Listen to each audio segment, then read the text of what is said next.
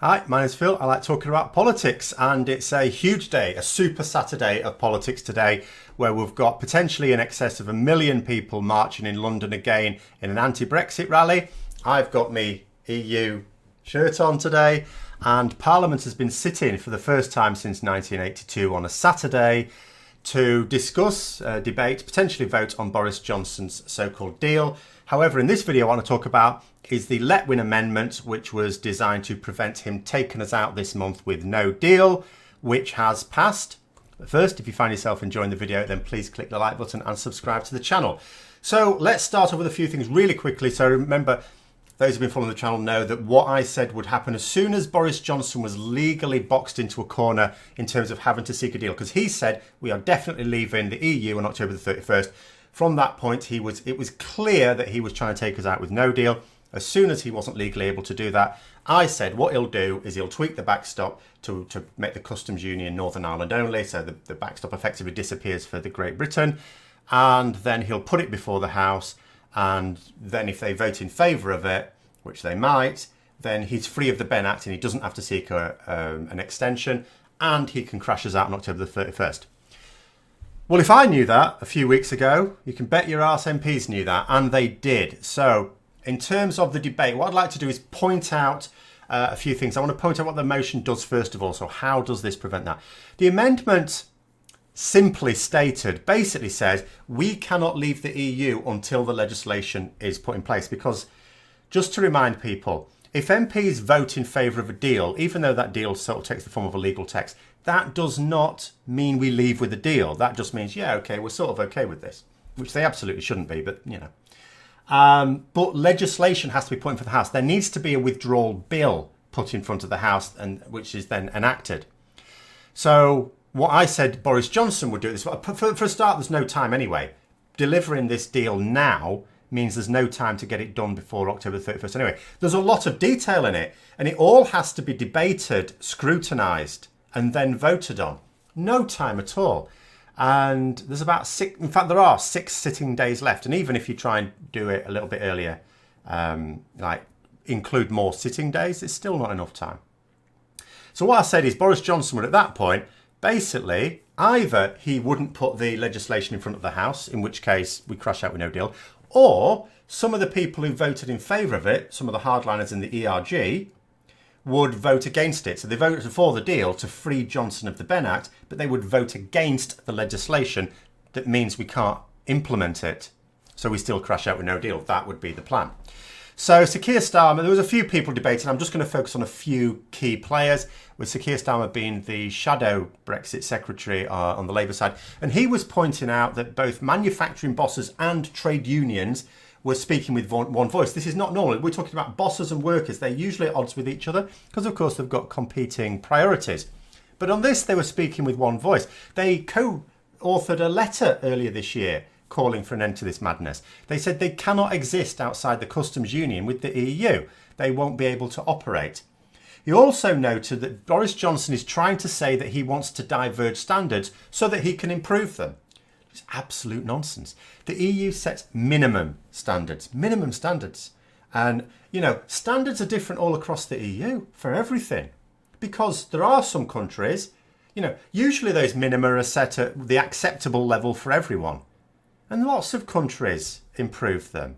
You are allowed to improve them on a state-by-state basis. It was pointed out that the last Labour government improved on several of those standards, quite a few of them, in fact. I don't think we can really say the same thing about the Conservative government. So there is only one reason to diverge, and it is not to raise standards. It is only to lower them. Because that's simple. That is all the EU standards are. It's a floor, a base, a minimum.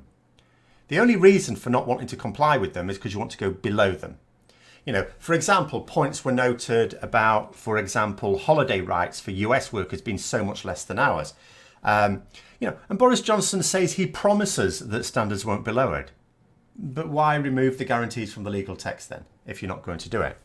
And Sir Keir also made the point that as our gaze moves away from the EU and its economic model, we inevitably will look across to the US and their economic model. And, you know, massive amounts of deregulation of the US, and it will follow in the UK, a race to the bottom it's been called. You know, you just have to look at the lack of workers' rights in the United States no effective lobbying for workers in US politics, and you just see what would be waiting for people in the UK, and that is the point. And one of his repeating points was that ultimately Boris Johnson and the ERG were suggesting that people trust them to do the right thing. Yes, we're not going to have legal constraints to make us do the right thing, but just trust us. We're people of our word. He pointed out that Boris Johnson is about as straight as a corkscrew. He used more diplomatic language than that, but ultimately he cannot be trusted. This was a bit of a theme across a number of MPs and a number of parties. Now, one of the most hilarious and remarkable features of these debates was actually in seeing the likes of Ian Paisley of the DUP, the hard right DUP, who were in bed with the Conservatives up until recently, standing up and saying that people should be united.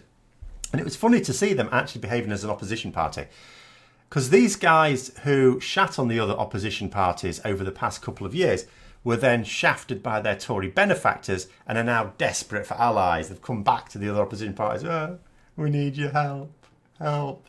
Because, of course, it was someone pointed out, it was Fintan O'Toole, wasn't it, pointed out a few months ago that the Conservatives will tolerate the DUP while they must and betray them when they can. And that's exactly what's happened. They've absolutely thrown them under the bus. They don't need the DUP anymore. They've realised they can get more votes for this deal than they could. Well, they couldn't get the votes for the backstop covering the whole of the UK, but they can get the votes for, potentially anyway, it would be close, but they could get the votes for it just being Northern Ireland only, and the DUP's votes aren't important to them anymore. Boris Johnson has actually literally sacked his slender majority, so he doesn't even need the DUP for confidence votes because he can't possibly survive one. Ian Blackford of the SNP, is the leader of the SNP in Westminster, made the point that, of course, he's pushing independence on this, but on this occasion I can't actually blame him, that in the last independence referendum, the Scots were told about the benefits of being in the Union on the basis of being one of the most powerful members of the EU. You've got access to the EU. Now, of course, if we leave the EU, that argument disappears up its own arse. And he also pointed out, and again, you can't blame him for this, that England and Wales voted to leave. So it's like, okay, if you want to leave the customs union, you did vote to leave. Northern Ireland voted to remain, but Northern Ireland now are going to get to remain in the customs union. And actually, just as a little side point, people have again been pointing out, and it's perfectly true, the government are saying how great a deal this is for Northern Ireland because it keeps them in the single market with the EU. Well, if that's such a great thing for them, how come it's not for the rest of us? You know, but there you go. But yeah, so Ian Blackford's making the point, Northern Ireland did vote to remain, but they're getting to stay in the single market. But Scotland also voted to remain. And they're not. They're being dragged out along with England and Wales, who did actually vote to leave. And you can't argue with that. You cannot argue with that. And it is, you know, people who follow my channel know my views on any form of breaking up any sort of union. Unions are always stronger than the sum of its parts. But that being said, people in the Scottish referendum were told that it's a good deal because you're in the EU as part of Britain.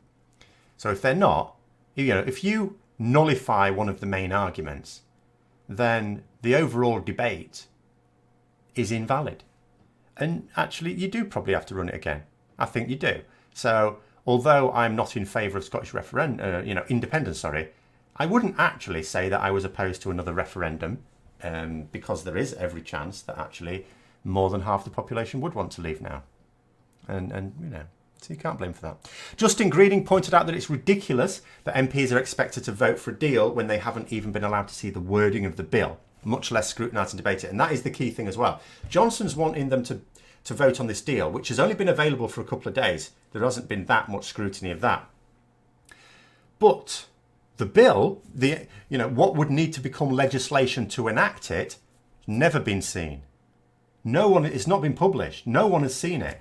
So MPs would be being expected to vote today for a deal that would need legislation that they haven't seen, scrutinised, debated. Basically write a blank cheque for Boris Johnson. Honest Boris. Yeah, no. Now, it was also pointed out that, this was by Ian Blackford again of the SNP, that the Conservatives refused to engage with the Scottish Parliament during the Brexit process. Of course, he's referring to the previous government, Theresa May's government.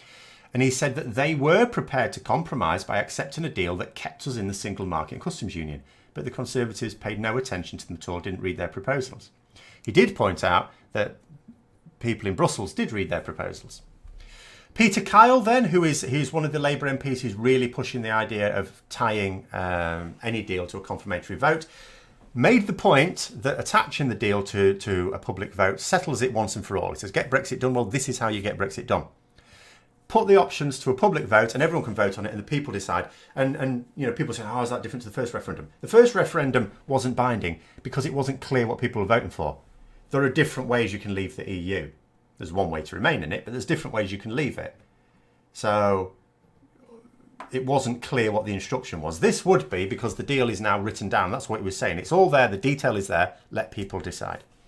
And it was also pointed out by Sam Gyamfi, who is, again, one of the former Conservative MPs who's no longer, that there are some who want May's deal, some who want her deal minus the backstop, some who want the backstop, some who want the single market, some who want the latest deal, blah, blah, blah, blah, blah. So, there's still this split in Parliament, exactly what people want. So go back to the public. Simple as that. And also, both Peter Kyle and Ken Clarke had to make the point, because they are, both been champions against this no deal. And people going, oh, they're just trying to wreck Brexit. Both of them made the point that actually they have both voted for Brexit multiple times, and more than most members of the ERG. And someone else, actually one of the former Tories, stood up and said that she had voted for Brexit more times than the most senior members of Cabinet combined. And that's true. She said she's been kicked out of the party when she's actually been the one voting for Brexit all these times. There's other ones who have kept voting against Brexit. They're senior members of the Cabinet now. But then the final speaker I'll talk about, Bill Cash, who is like the ultimate hardliner on this.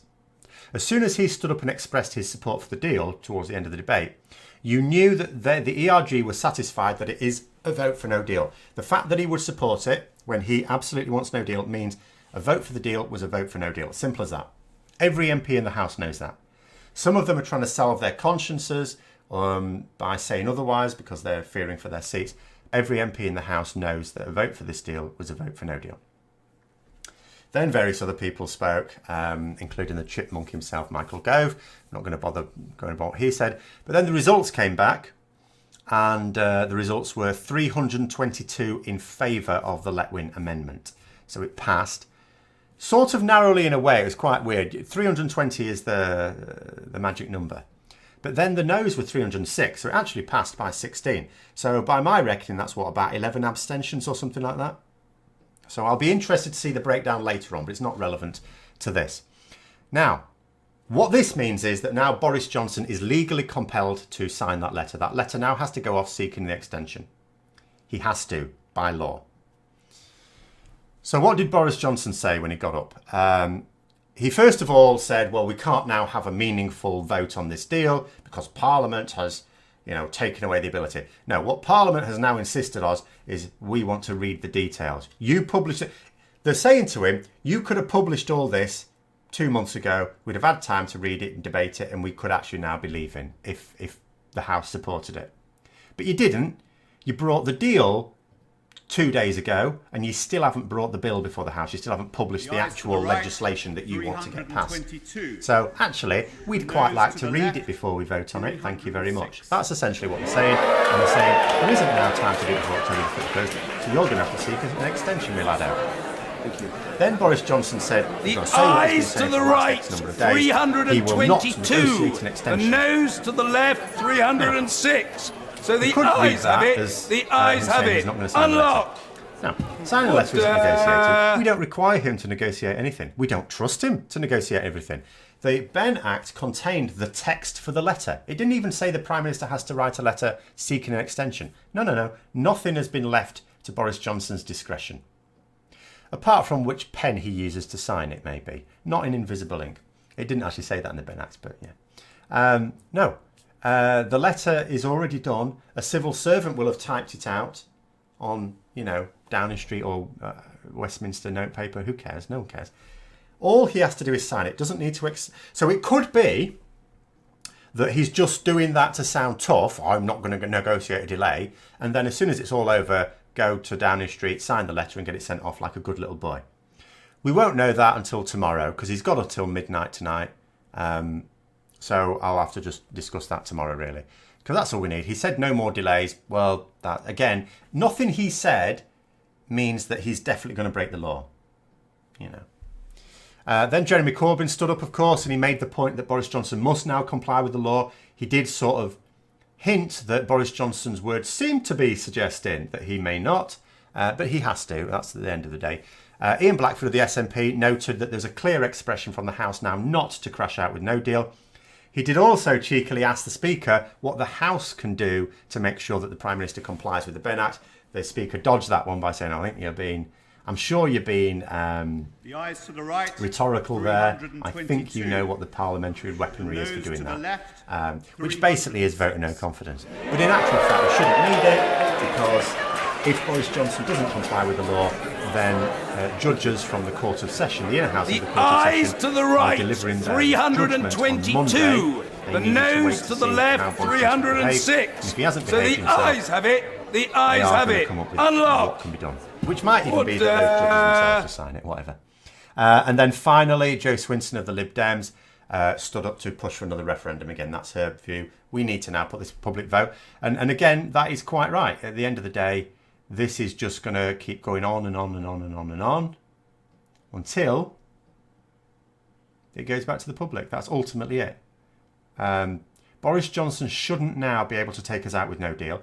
Maybe he'll get support for his deal, and maybe that's a way to go with no deal. Because remember, if he gets his deal through, then at the end of the transition period, if we haven't got an agreement, and no one has ever arranged a free trade agreement in such little time, like be a year to get it done. No one's ever done it in that time. And he will send the most ludicrous cretins to negotiate it as well, still asking for their unicorns. You can bet your arse. So his intention at that point would be to crash out. But you can see by his opposition to this amendment, he is still desperate to take us out with no deal this month. But that should now be closed off. We won't necessarily find out how until Monday. And of course, as people keep saying, the EU could turn us down. But there is no serious belief that's the case. Yes, various EU leaders have been saying, pouring water on the idea of another extension. But you've got to bear in mind, they've got to say that so that they can't then be accused of trying to keep us in. Simple as that. So that's the first one for today. There may or may not be another one later on. It sort of depends how things go. I'm not going to bore you unless there is something remarkable happened as well. But just like to say a big thank you to everyone who went down to London as well to make it. I think it seems to be a larger one, but I'd like to see some independent figures on it than the last one. And the last one was about 1 million. So there's definitely people out in force in London explaining that we want a public vote. So thank you to all those people, especially as the weather may be a bit grim today. And I hope you enjoyed the video. If you'd like to support the channel further, then please click the Patreon link for details. And until next time, I'll see you later.